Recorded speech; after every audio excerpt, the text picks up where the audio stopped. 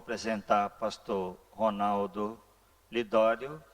Na verdade, a grande maioria já ouviu, todos os anos ele prega aqui na igreja, ele está acompanhado de sua esposa, Rossana está aqui, e seus filhos também frequentam aqui, e Rossana. Ronaldo é missionário experiente, plantou igreja na África, entre os concombas, eles se multiplicaram, são mais de 40 igrejas hoje, no meio dos concombas, e ele está trabalhando em parceria com a igreja, junto com o pastor Alcedi, no povo Saterê e o povo Mura. São comunidades indígenas, vive viajando, pastor Alcedi, Ronaldo, e cuidando dessas comunidades. E o Ronaldo é um pastor cooperador da igreja, aliás, está até no boletim, na relação de pastores. Muito bem, Ronaldo, Deus te abençoe. Vamos orar, queridos. Senhor, abençoa teu servo, abençoa a igreja, edifica o corpo de Cristo nesta manhã, nesta data tão bonita de 112 anos. Em nome de Jesus. Amém. Amém, ó Deus. Amém. Meus irmãos, graça e paz em Cristo Jesus. É uma alegria participar com os irmãos ao longo do dia de hoje, nestes 3 cultos. E eu entendo que aniversário de igreja é momento de celebrarmos a Deus e também momento de sondarmos o nosso coração. Pela graça de Deus, hoje pela manhã, eu gostaria de pensar com os irmãos, com base no livro de Jonas, sobre o coração do homem. No culto da tarde, com base em 1 Coríntios capítulo 13, sobre o amor de Deus. E no culto da noite, em 2 Timóteo capítulo 4, sobre a proclamação do Evangelho. O coração do homem, o amor de Deus e a proclamação do Evangelho. Olhando para Deus, olhando para a sua palavra, sondando o nosso coração e servindo cada vez mais ao Senhor Jesus. Abra comigo a sua Bíblia nesta manhã, em Jonas capítulo 4. Jonas capítulo 4, leremos do versículo 6 até o final, versículo 11. Se você puder ficar de pé comigo mais uma vez para lermos juntos a palavra de Deus. Jonas capítulo 4, do versículo 6 em diante. Nós vivemos uma época marcada pela estética e pelo produto. A estética tenta nos convencer que o mais importante é a imagem, e não o coração. E o produto tenta nos convencer que nós somos medidos e avaliados a partir daquilo que nós fazemos, nossas realizações, e não a partir das nossas convicções. Eu gostaria de olhar ou revisitar este livro de Jonas com os irmãos nesta manhã, para olharmos para o nosso próprio coração, para sondarmos o nosso próprio coração, e na presença de Deus, olharmos aquelas áreas que glorificam o seu nome, e aquelas áreas que precisam de cura, de graça e de transformação. Jonas capítulo 4, versículo 11, nos diz assim. Aliás, capítulo 4, versículo 6. Então fez o Senhor Deus nascer uma planta, que subiu por cima de Jonas para que fizesse sombra sobre a sua cabeça, a fim de o livrar do seu desconforto. Jonas, pois, se alegrou em extremo por causa da planta. Mas Deus, no dia seguinte, ao subir da alva, enviou, o que, irmãos? Um verme, o qual feriu a planta e esta se secou. Em nascendo o sol, Deus mandou um vento calmoso oriental. O sol bateu na cabeça de Jonas de maneira que desfalecia, pelo que pediu para si a morte, dizendo: melhor me é morrer do que viver. Então perguntou Deus a Jonas: é razoável essa tua ira por causa da planta? E ele respondeu: é razoável a minha ira até a morte. Tornou o Senhor: tens compaixão da planta que te não custou o trabalho, a qual não fizeste crescer, que numa noite nasceu e numa noite pereceu. E não hei de eu ter compaixão da grande cidade de Nínive, em que há mais de 120 mil pessoas que não sabem discernir entre a mão direita, a mão esquerda e também muitos animais?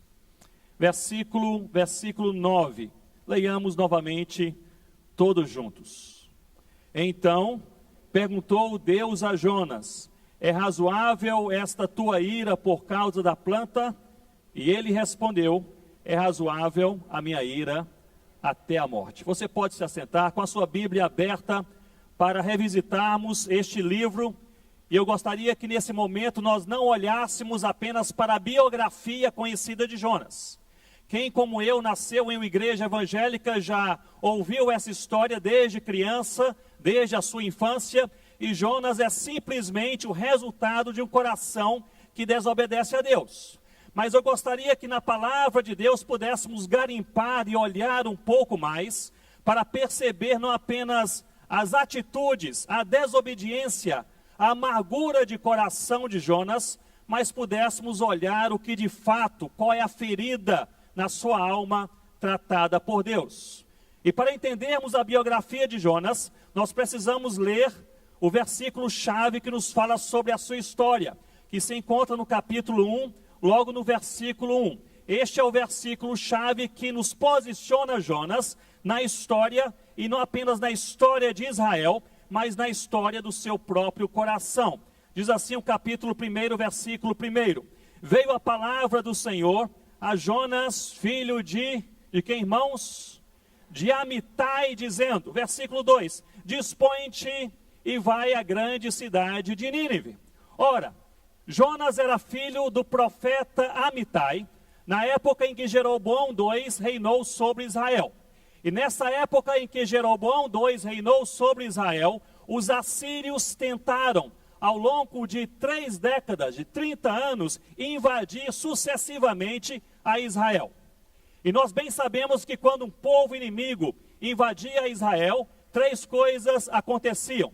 Em primeiro lugar, eles destruíam o templo para que não houvesse mais adoração a Deus em Israel. Em segundo lugar, eles matavam o rei e toda a sua família para que não houvesse mais governo, reinado em Israel. E em terceiro lugar, eles matavam o profeta e toda a sua família para que não houvesse mais palavra de Deus em Israel.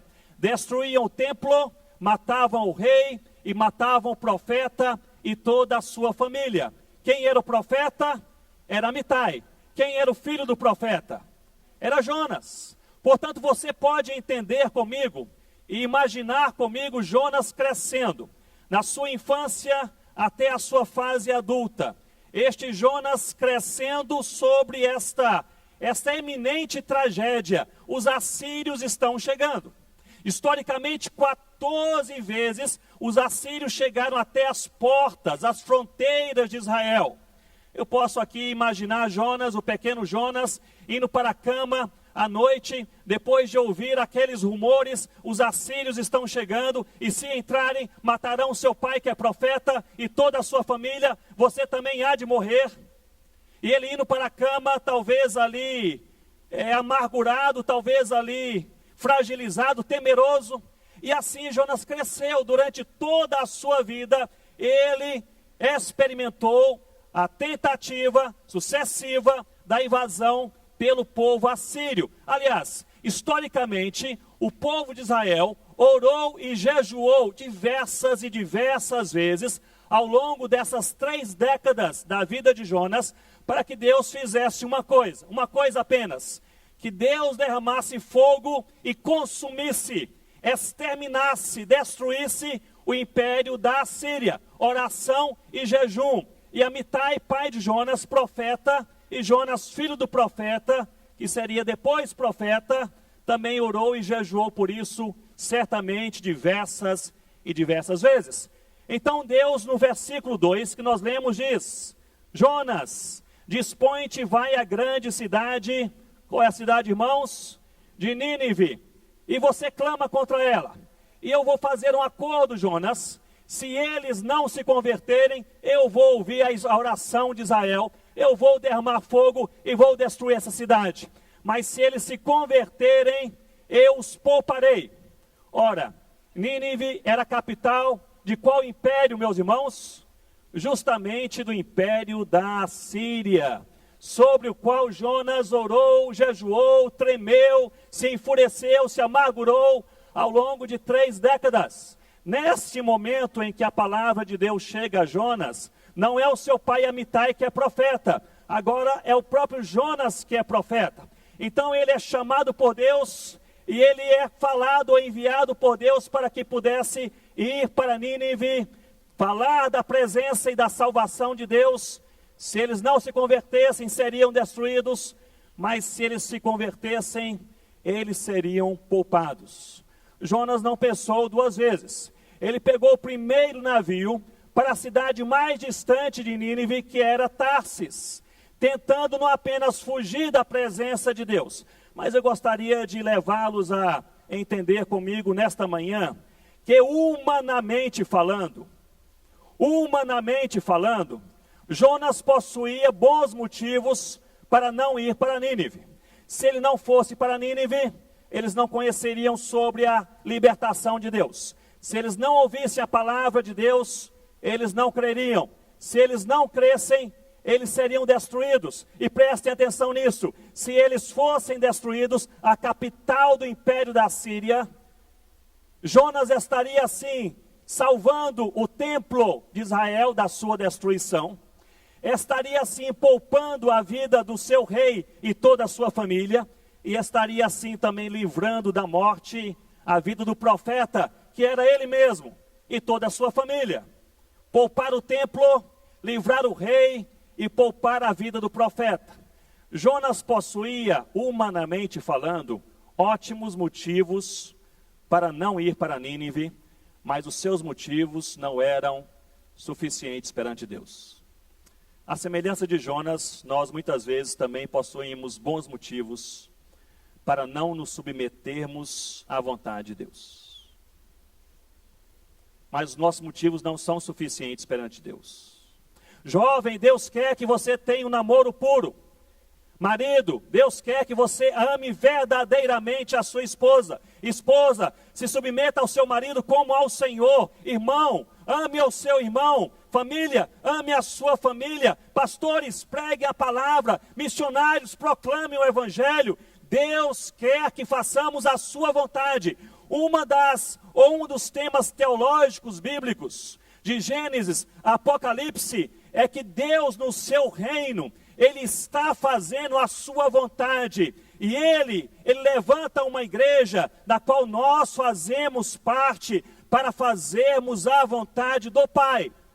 Mas, meus irmãos, a nossa vontade nem sempre é a vontade de Deus. E muitas vezes nós racionalizamos, nós justificamos nossos atos e muitas vezes fazemos coisas que estão bem distintas daquela vontade do Senhor para a nossa vida neste momento.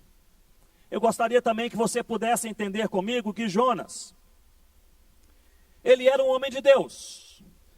Eu creio que nós pintamos Jonas como apenas um desobediente, mas eu creio que Jonas era um exemplo de fé.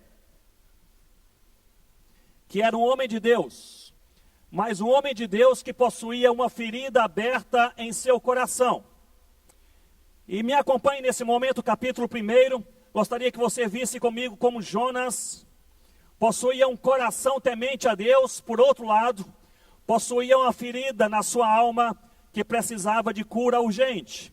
Capítulo 1, versículo 8, nós sabemos que Jonas, ele toma aquela embarcação, ele tenta ir para Tarsis, fugindo da vontade de Deus, e eles enfrentam naquela embarcação uma grande tempestade. Então lhe disseram, versículo 8, os marinheiros: declara-nos agora, Jonas, por causa de quem nos sobreveio este mal, que ocupação é a sua, de onde vens, qual a tua terra, e de que povo és tu? Ou seja, Jonas, nos dê o seu dossiê completo. Quem é você? De onde você vem? A que povo você pertence? Preste atenção comigo. Estas perguntas foram feitas pelos marinheiros em uma tempestade em alto mar. Quem já passou aqui por uma tempestade em alto mar? Ou uma tempestade em alto rio? A maioria. Meus irmãos, eu me lembro que passei por uma tempestade em alto mar. Eu era ainda solteiro. Fui para Guiné-Bissau com hoje o pastor Alfredo, de Boa Vista, Roraima. Nós éramos solteiros, seminaristas, e passamos um ano como voluntários missionários na Guiné-Bissau. E voltando para o Brasil, chegamos a Cabo Verde, e ali uma igreja estaria para comprar as nossas passagens de Cabo Verde a Lisboa. Tiveram alguma dificuldade financeira, não puderam fazer isto, e nós fomos pegar uma carona em algum navio. Encontramos ali um pequeno navio, cheio de bananas verdes, que iriam de Cabo Verde para Portugal. E depois de 2 dias de viagem, nós enfrentamos uma terrível tempestade. E o capitão daquela embarcação desligou os motores, dizendo: nós estamos agora à deriva. Não faz nenhuma diferença estarmos ou não com os motores ligados. E ali aquele barco, dia e noite, por 2 dias e meio, aquele barco era jogado de um lado para outro pelas ondas daquele mar. Em certo momento, os marinheiros começaram a se agitar e começaram a correr para cima e para baixo, pelas escadas do navio. Eu segurei um marinheiro pelo braço e perguntei: o que você está fazendo? E ele disse: estou tentando me acalmar, correndo para cima e para baixo. Aí eu comecei a correr com ele para cima e para baixo. Não ajuda em nada. Naquele momento as bananas verdes, elas amadureceram, apodreceram. E meus irmãos, eu sei que foi uma viagem trágica. Quando eu cheguei no porto de Lisboa e eu desci, eu me lembro bem desse pensamento. E o pensamento foi o seguinte: eu jamais vou pisar em um barco novamente em minha vida. Não é assim que nós pensamos?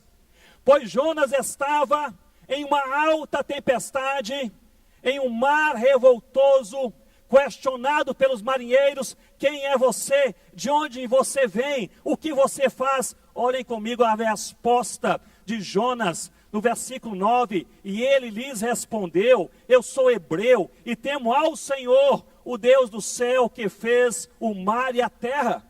Jonas era um homem de Deus, profeta de Deus, que pregava de Deus até em uma tempestade em alto mar. Jonas era um homem de Deus, mas que possuía uma ferida aberta em seu coração, que precisava de cura. Deus olha para o nosso coração. Se você não está convencido de que Jonas era um homem de Deus, olhe comigo o versículo 11. Disseram-lhe os marinheiros: que te faremos para que o mar se nos acalme? Versículo 12. Respondeu-lhe Jonas: tomai-me, ok, irmãos, e lançai-me ao mar. Se fosse uma embarcação pequena, é possível que não houvesse mais do que 20 marinheiros naquele pequeno barco. Se assim fosse, Jonas estava disposto até mesmo a morrer, a ser lançado ao mar por causa de 20 pessoas. Meus irmãos, há mais de 100 etnias indígenas sem a presença de um missionário. Há mais de 6.000 povos no mundo que não conhecem o Evangelho de Deus. Há cerca de 1.800 línguas que não tem um versículo bíblico traduzido em seu idioma, e nós às vezes não temos a coragem de orar a Deus 5 minutos por dia, para que o Evangelho chegue até os não alcançados.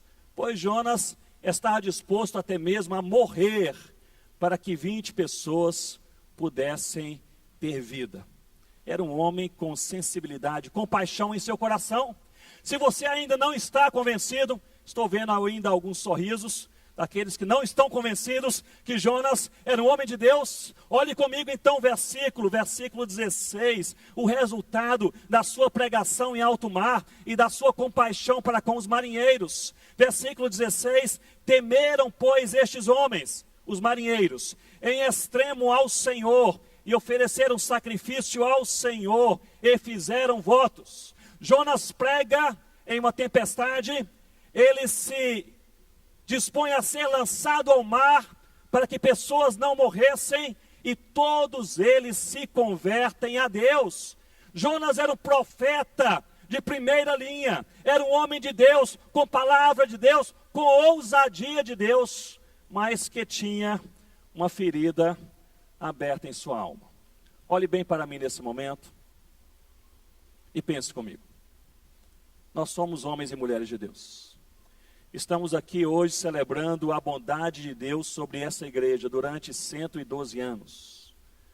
Muitos aqui estão envolvidos com a pregação do Evangelho, com a oração, leitura da Bíblia, participam dos cultos, louvam a Deus.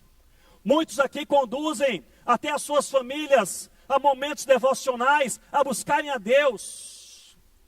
Mas é possível ser um homem de Deus, uma mulher de Deus, agir com a ousadia de Deus e pregar a palavra de Deus, e mesmo assim possuir uma ferida aberta em seu coração que precisa de urgente transformação. A pergunta que eu lhe faço, e faço a você e a mim nesta manhã, é justamente esta: como está o nosso coração? Como está o seu coração? Qual é a ferida da sua alma?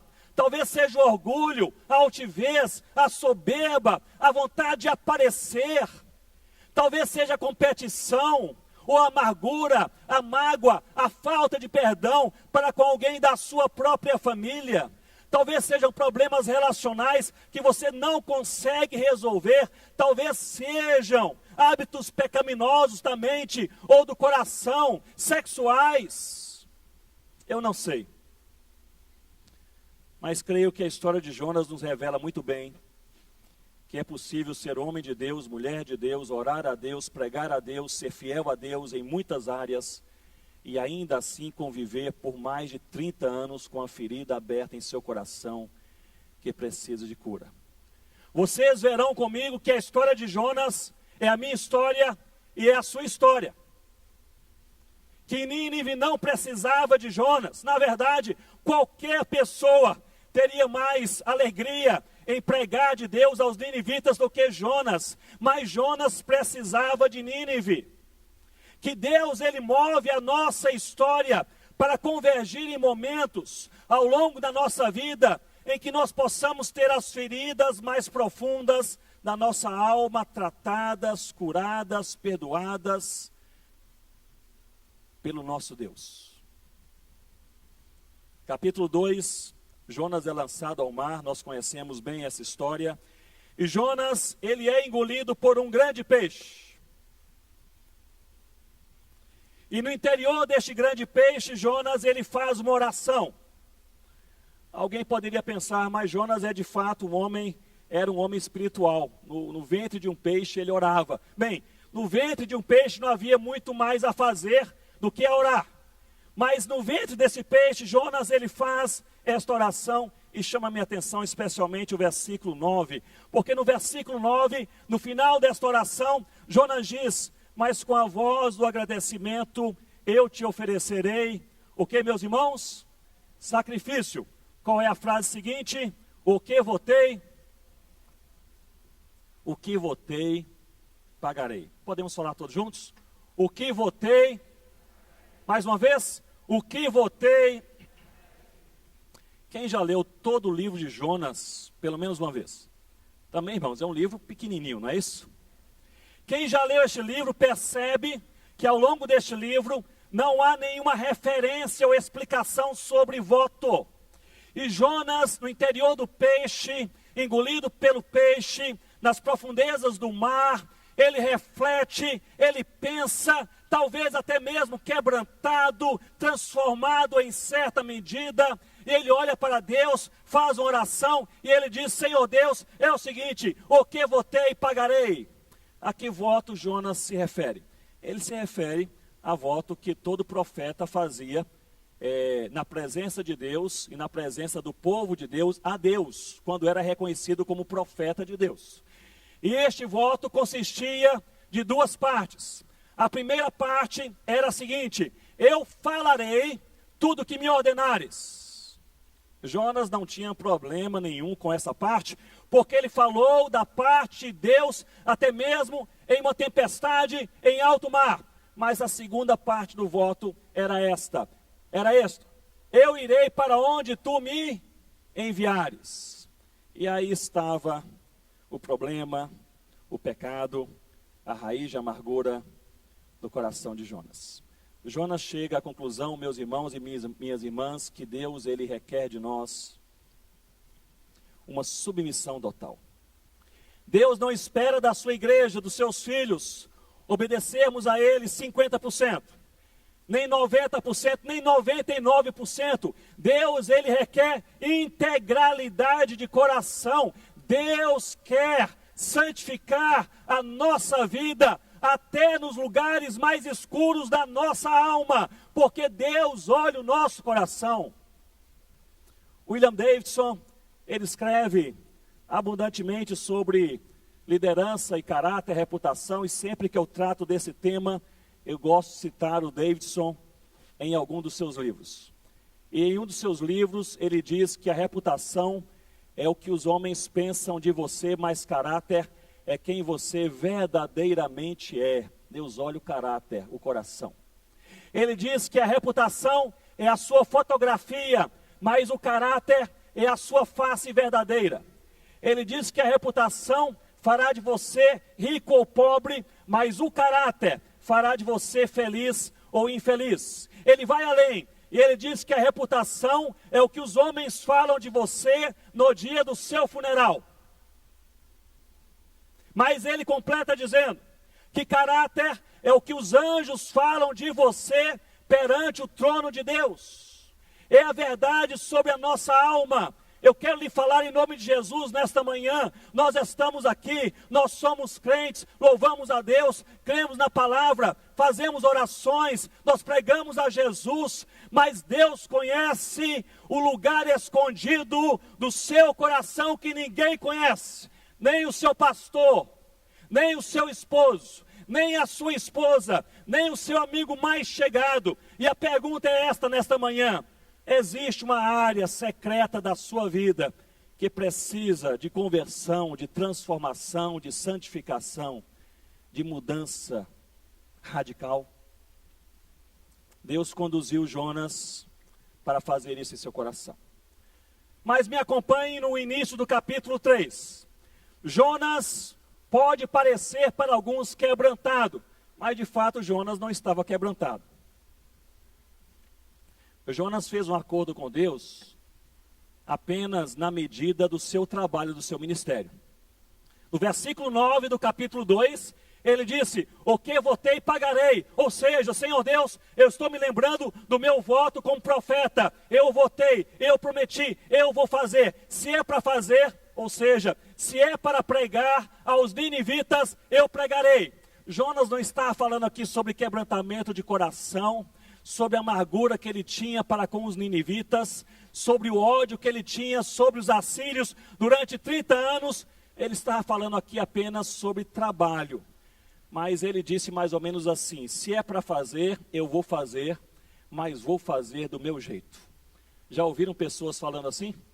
Se é para fazer, eu faço, pastor, mas faço do meu jeito. Com fulano de tal, eu não trabalho. Se é para fazer, eu faço. Se é para colaborar com as crianças, eu colaboro. Mas com aquela irmã, eu não trabalho. Se é para ir em algum grupo de oração, algum grupo pequeno na igreja, eu vou. Mas daquela família, eu não vou. Se é para cantar, eu canto. Mas só canto se for no culto de domingo à noite. Terça-feira à tarde, eu não canto. Se é para trabalhar, eu trabalho. Mas se o meu nome não sair no boletim da igreja, não conte comigo. Na verdade, meus irmãos, nós não temos muita dificuldade em reformar os nossos atos. A dificuldade é reformar o nosso coração. O que Jonas estava falando com Deus era o seguinte: Senhor Deus, se é para fazer, eu faço, mas faço do meu jeito, com o coração amargurado, mas faço em obediência ao Senhor. No capítulo 3, no versículo 4, nós lemos: começou Jonas a percorrer a cidade de Nínive, caminho de um dia, e pregava e dizia: ainda 40 dias e Nínive será destruída, subvertida. Olhem comigo para esse versículo. Em primeiro lugar, o texto em português não deixa bem claro, mas no original nos dá a ideia não apenas que Jonas estava caminhando em um dia, mas que ele percorreu a cidade inteira em um dia. Ora, Nínive era uma grande cidade com mais de 120 mil pessoas. Historicamente, uma pessoa levaria cerca de 4 dias para percorrer todas as suas ruas. Jonas percorreu uma cidade de 4 dias em apenas um dia. Como se faz isso, meus irmãos? A ideia aqui é de um profeta dizendo: se é para fazer, eu faço, mas faço do meu jeito, e eu tenho pressa, em apenas um dia. Jonas correndo pelas ruas, não parava, não conversava com ninguém. olhem aqui o que acontece, a mensagem que ele prega. E ele pregava e dizia, ainda 40 dias e Nínive será subvertida. Meus irmãos, ele não fala nem de Deus, libertação, salvação, conversão. Ele não tinha a mínima intenção em ver os ninivitas crendo em Deus. Ele dizia, gente, 40 dias, destruição. Aliás, eu tenho indícios textuais que me levam a crer que Jonas pregou em aramaico para que ninguém entendesse qualquer coisa. Quer dizer, o homem ele passa correndo pela cidade, ele prega só sobre destruição, e ele prega uma língua que quase ninguém conhece. Ou seja, Deus, se é para fazer, eu faço. O Senhor não vai se arrepender de me chamar, porque eu faço, mas quebrantar o meu coração nunca. Deixar o meu pecado nunca, mas eu faço. Mas Jonas, ele teve a maior decepção da sua vida no versículo 5, que diz assim, os ninivitas creram em Deus. Aí, meus irmãos, Jonas, ele se indignou profundamente. E notem bem, aí começa um trabalhar mais aguçado de Deus no coração de Jonas.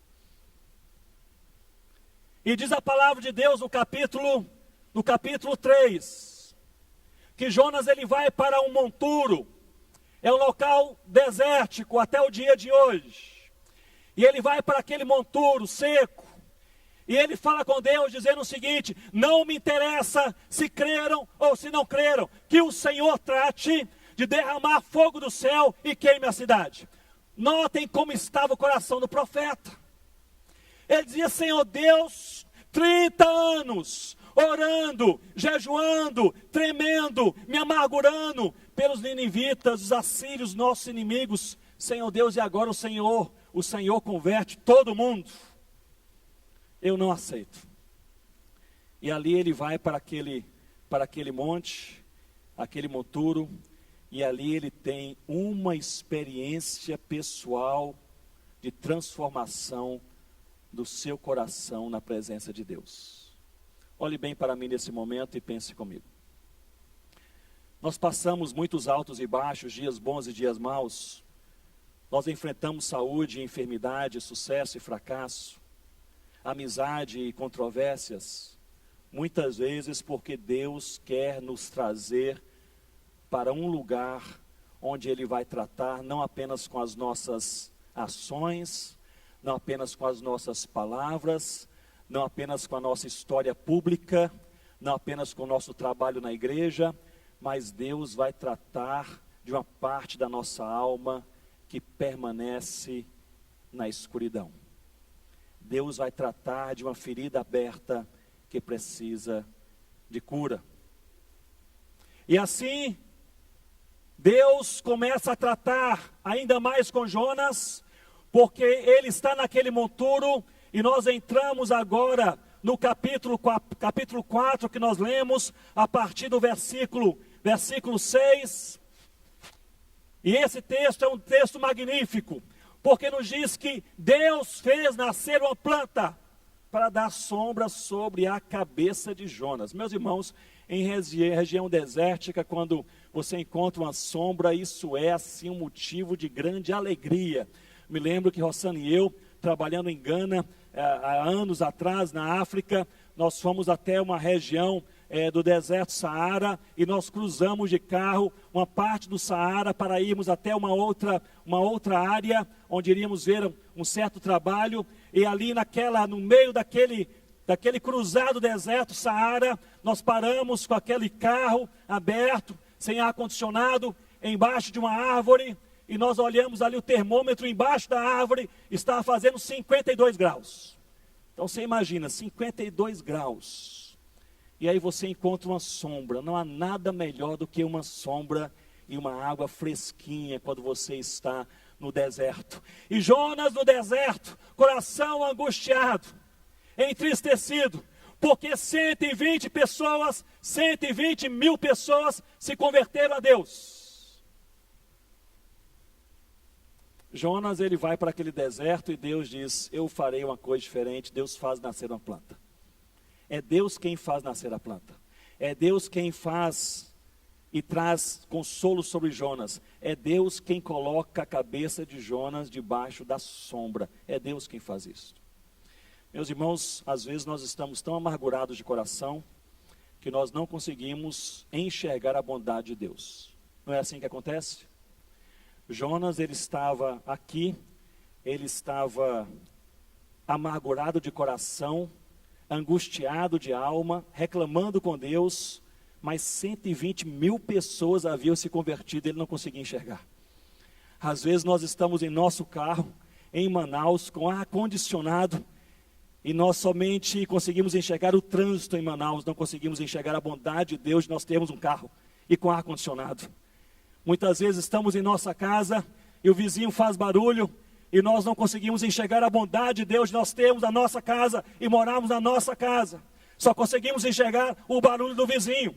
Às vezes Deus nos dá uma família e ali um certo problema com os filhos, uma situação com a esposa ou com o marido, e nós não conseguimos enxergar a bondade de Deus que nos dá uma família abençoada. Só conseguimos enxergar aquele pequeno problema. Às vezes Deus nos dá um ministério. Ministério é um privilégio, é pregar a palavra de Deus, ser usado por Deus, viver integralmente para Deus, e a gente não consegue enxergar o privilégio que é ser ministro de Deus, pastor, evangelista, missionário, passa a vida reclamando das pequenas coisas. É possível ser homem de Deus e passar a vida amargurado no deserto, mesmo Deus fazendo grandes coisas e transformando muita gente. Deus faz nascer uma planta e faz sombra sobre a cabeça de Jonas. O que mais impressiona não é Deus fazer nascer a planta, mas olhe comigo o versículo 7, diz assim: mas Deus, no dia seguinte, ao subir da alva, enviou, o que, irmãos? Um verme. Foi Deus quem fez nascer a planta, foi Deus quem enviou o verme. Esse verme aqui não foi enviado pelo diabo, nem pela carne, nem pelo mundo, foi enviado por Deus, porque Deus tinha uma agenda para o coração de Jonas. Você não é insubstituível, muito menos eu. Não há nada que você e eu não façamos que outra pessoa não poderia fazer melhor do que nós. Não há nada que você não faça para Deus que outra pessoa não poderia fazer melhor do que você. Nós não precisamos, aliás, Deus não precisa das nossas capacidades, da nossa agenda, do nosso tempo, do nosso esforço, do nosso jeito de fazer as coisas para que o seu reino possa se expandir. Na verdade, é o contrário, é Deus que nos convida e nos insere no seu reino, e à medida que estamos no seu reino, nós vamos aprendendo com Deus as verdadeiras lições da vida. É Deus quem manda a sombra, é Deus quem envia o verme. E o verme fere a planta e essa se secou. E se vocês prestarem atenção, é a primeira vez em todo o livro de Jonas que ele abre o seu coração para conversar com Deus. O que acontece aqui a partir do versículo 6 do capítulo 4 é que Jonas, ele entra em um diálogo sincero com Deus, pela primeira vez. Até então Jonas conversava sobre os assírios, os inimigos. Depois Jonas começou a conversar sobre o meu trabalho, meu ministério. E somente agora, depois de Deus enviar um verme, Jonas começa a conversar sobre o meu coração. Ele entra em um diálogo sincero com Deus. As maiores lições na nossa vida não vêm através de grandes peixes, mas sim através de pequenos vermes. O grande peixe, ele realinha nosso ministério, nos coloca aqui, você vai trabalhar aqui, pastor José João é aqui, trabalha aqui, é nesse lugar, é nessa linha, pastor Alcedim, não é nessa linha, trabalha aqui, pastor Francisco, não é naquela curva, é nessa curva. Os grandes peixes, os grandes acontecimentos realinham as nossas mãos, nosso trabalho, nossa tarefa, mas pequenos vermes, eles fomentam um quebrantamento no nosso coração. Olhe bem para mim nesse momento e pense, entenda comigo em nome de Jesus. No final do dia, o que Deus requer e espera de nós é um coração quebrantado. Um coração quebrantado louva ao Senhor, mais do que músicas, mais do que cânticos, mais do que pregações, mais do que organizações, mais do que viagens missionárias, porque um coração quebrantado é um coração que reconhece quem Deus é, um coração que reconhece o estado do homem e um coração que reconhece a necessidade do Senhor em nossas vidas. Um coração quebrantado. É John Knox que dizia que a ponte entre o conhecimento e a transformação é o quebrantamento. Nós podemos conhecer, estudar, memorizar, pregar, escrever e ler, mas nós não seremos transformados se não houver nessa caminhada e nesta ponte um verdadeiro quebrantamento. Se Deus não quebrar o meu coração e o seu coração, nós continuaremos fazendo o que fazemos, mas com ferida em nossa alma, incurável, intocável. E nem quebrantar o próprio coração nós conseguimos. Nós precisamos de Deus.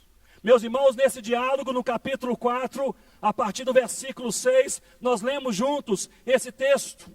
Porque no versículo 9, então perguntou Deus a Jonas: Jonas, é razoável a tua ira por causa da planta? E ele respondeu: é razoável a minha ira, até onde, irmãos?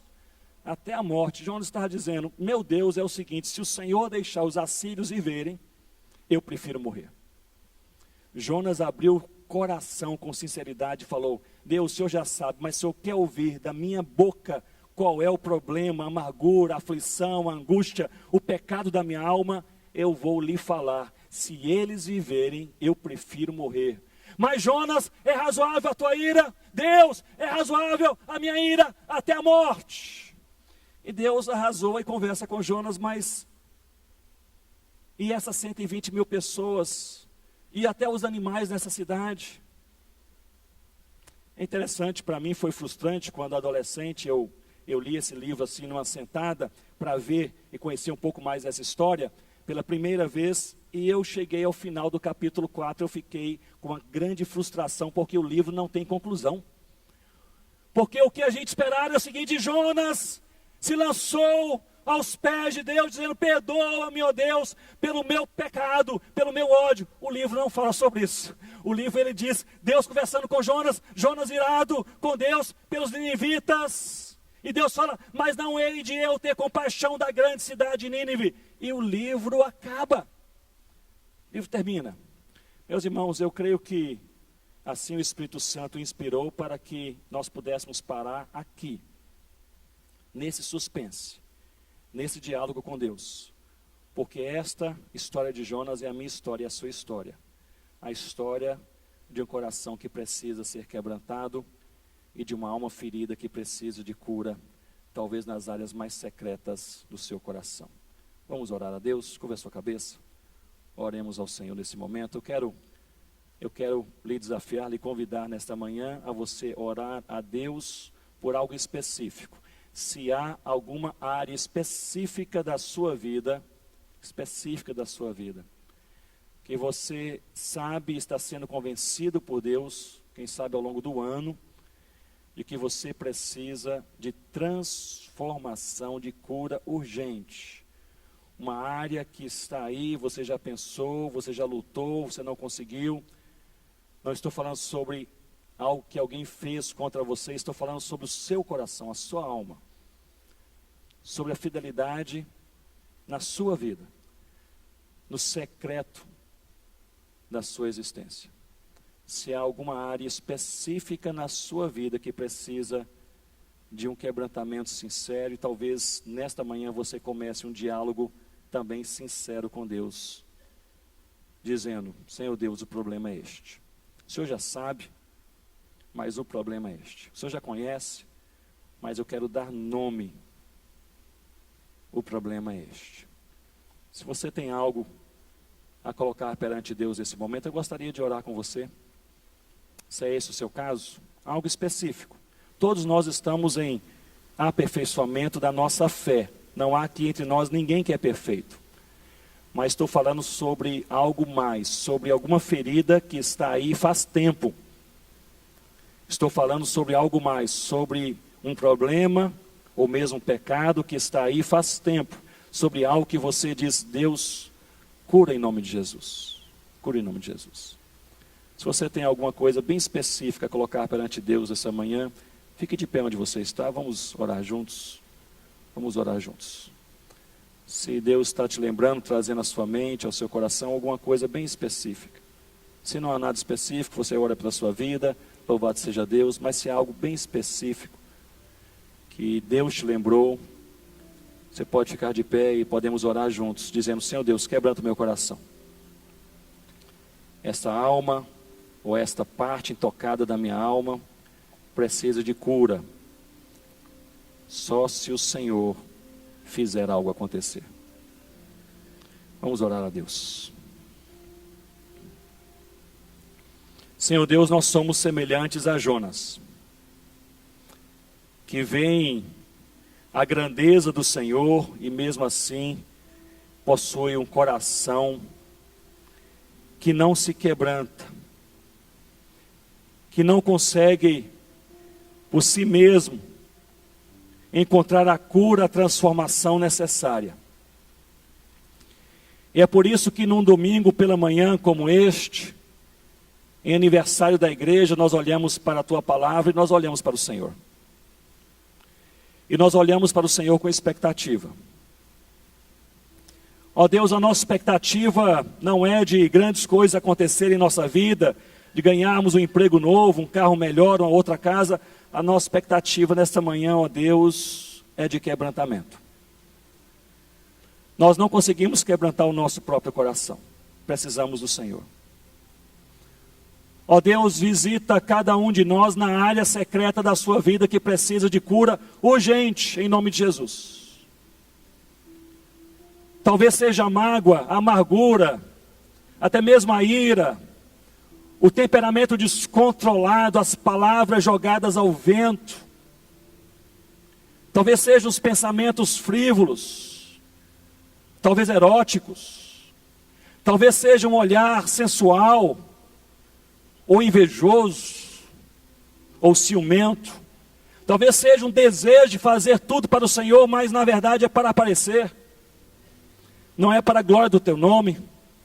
Ó Deus, o Senhor conhece o nosso coração nesta manhã, e é na presença do Senhor que nós pedimos em nome de Jesus: quebranta o nosso coração, trata das feridas da nossa alma, cura, Senhor Deus, o nosso coração daquilo que precisa de cura urgente, confronta a cada um de nós. Nós queremos não apenas trabalhar para ver 120 mil convertidos, nós queremos, Senhor Deus, viver para termos um coração que agrada ao Senhor, que celebra a Tua bondade, a Tua presença, e no final da vida, darmos glória ao Teu nome, Jesus. Em nome de Jesus que nós oramos. Amém, ó Deus. Que Deus abençoe, irmãos.